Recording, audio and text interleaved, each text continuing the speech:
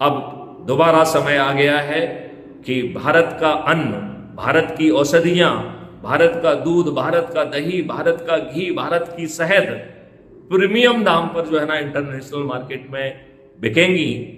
और ये जो है आज के दुष्ट राजनेताओं के चिंतन और सोच से सीमित नहीं रहेंगे। तो पहला फायदा मिल गया कि डिमांड एस्टिमेशन, एकरेज कैलकुलेशन, और इसके बाद जो है ensuring the production in alignment with the national priority, मतलब जो हम राष्ट्रीय कैलकुलेशन करेंगे उसके अनुरूप जो है जमीन पर पैदावार होगी। और इसको करने में कोई दिक्कत नहीं है, क्योंकि खाद हम पहुंचा रहे हैं, बीज हम पहुंचा रहे हैं, और वो भी बेस्ट क्वालिटी का। और किसान को ना तो जो है आज जो मजदूरों की समस्या है कि मजदूर निकम्मे हो गए हैं, वो काम नहीं करते हैं, अब कल के मजदूर ट्रेंड मजदूर होंगे।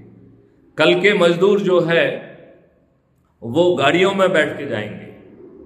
कल के मजदूर जो है उन्हें ना केवल रोजगार का मौलिक अधिकार होगा, उन्हें हेल्थ का भी मौलिक अधिकार होगा, उन्हें भोजन का भी मौलिक अधिकार होगा, उन्हें शिक्षा का भी मौलिक अधिकार होगा, और उन्हें प्रॉस्पेरिटी का भी मौलिक अधिकार होगा। लिहाजा कोई भी व्यक्ति इंक्लूडिंग किसान हमारे श्रमजीवी साथियों को हे दृष्टि से नहीं देख पाएगा और उसे वो मजदूर भी नहीं कह पाएगा। They are the agriculture professionals. अब इन एग्रीकल्चर प्रोफेशनल्स को मल्टी स्किल किया जाएगा। जब खेतों में काम नहीं होगा तो वो अन्य राष्ट्रीय संपदाओं के निर्माण में लगेंगे, वो जो है ना नहरों के निर्माण में लगेंगे, वो जो है सड़कों के निर्माण में लगेंगे, वो भवनों के निर्माण में लगेगी, क्योंकि सभी लोग जब समृद्ध होंगे तो उनके रहने के लिए भी एवर गुड क्वालिटी जो है अकोमोडेशन होगा। वो भी अच्छे तरीके के टूल्स से लेके हर चीज रख पाएंगे, और वो कहीं दूसरी जगह काम करेंगे, उनके यहाँ भी काम करने के लिए कोई दूसरा आएगा। लिहाजा एक धनी आदमी और एक सामान्य भारत के प्रॉस्परस नागरिक में कोई जो है ना अंतर नहीं रह जाएगा। अभी भी एक यक्ष प्रश्न खड़ा हुआ है कि ये जमीन पे कैसे उतरेगा। आज के राजनेता ना तो ऐसी पॉलिसी बनाएंगे जो कि स्वयं जो है फॉरेन फोर्सेस के जो है हाथों जो गवर्न हो रहे हैं, उनकी ब्यूरोक्रेसी, और वो खुद जो है आकंठ भ्रष्टाचार में डूबे हुए हैं, और वो तो इतने दुष्ट हैं कि उन्होंने आपको अच्छा प्रतिनिधि नहीं दिया है।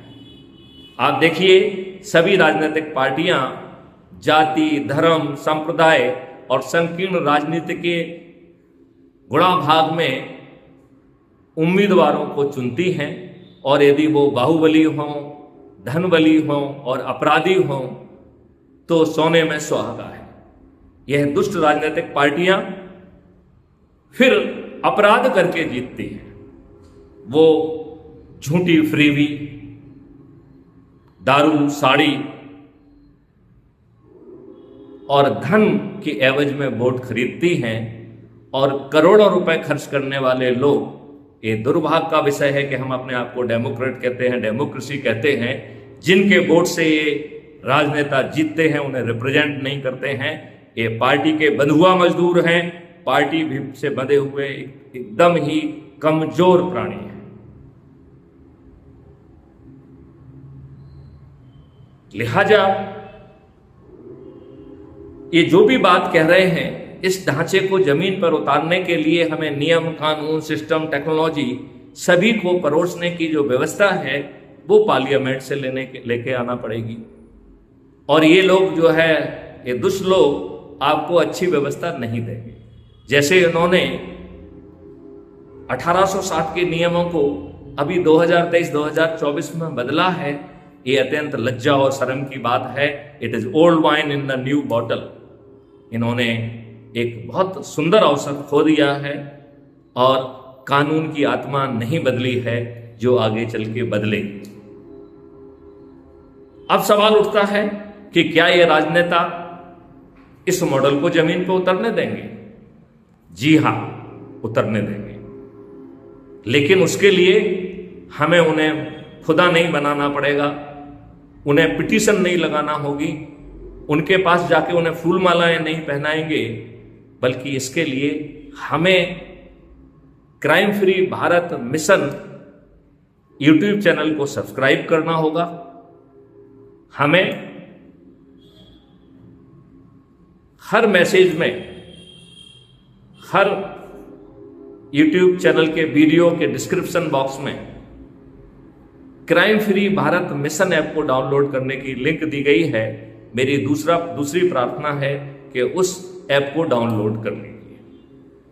ये बड़ा सुंदर सा ऐप है, वंडरफुल ऐप है, जो इसे आपको डाउनलोड करना है। कुटुंब ऐप डाउनलोड हो जाएगा।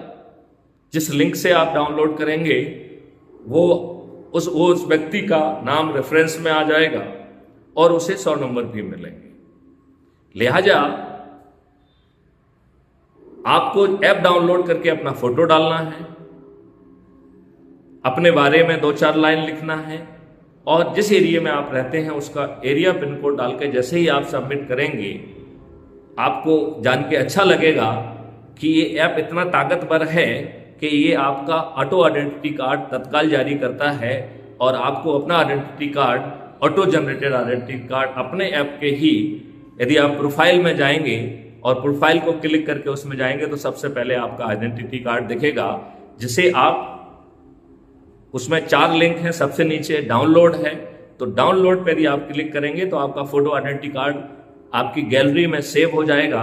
आप चाहें तो उसका प्रिंट आउट निकाल लें, आप चाहें तो उसे लेमिनेट करके अपने गले में भी लटका सकते हैं। ये आपके विवेक, आपकी श्रद्धा के ऊपर है। इसमें और 3 लिंक दी गई हैं। एक लिंक है व्हाट्सएप पे शेयर करने की, दूसरी है कॉपी लिंक जिसे आप कहीं भी पेस्ट कर सकते हैं, और तीसरा है शेयर ऑन एनी मीडिया। तो डायरेक्टली आप ऐप से ही उसे फेसबुक में, ट्विटर में, इंस्टाग्राम में भी शेयर कर सकते हैं। इस ऐप की एक खासियत और है कि जब आप शेयर कर रहे हैं तो ये आपके लिए मैसेज ऑटो जनरेट करता है और आपकी ये लिंक जनरेट करता है। मैं चाहूंगा कि उसके नीचे यदि आप 1-2 लाइन और जोड़ना चाहते हैं तो जोड़ दीजिए। अपना नाम लिखिए, आप अपना मोबाइल नंबर लिखिए और फिर जो है उसे शेयर कर दीजिए। व्हाट्सएप से यदि आप शेयर कर रहे हैं तो एक बार में आप 5 ग्रुपों या 5 इंडिविजुअल को भेज सकते हैं और सभी को भेज दीजिए। और फिर आपको दूसरा काम करना है कि अपने से जुड़े लोग, यदि आप किसान हैं तो आपके किसान भाई जो विभिन्न संगठनों में जुड़े हुए हैं उनको जोड़ लीजिए। जब आप कहीं पर कोई भाषण देते हैं, आयोजन करते हैं, तो उसमें हमारा ये वीडियो सुनिए। और इसी तरीके से crime free Bharat YouTube channel को भी सब्सक्राइब करिए, crime free Bharat mission app को भी डाउनलोड करिए और जैसा हमने प्रक्रिया बताई है उसको शेयर करिए।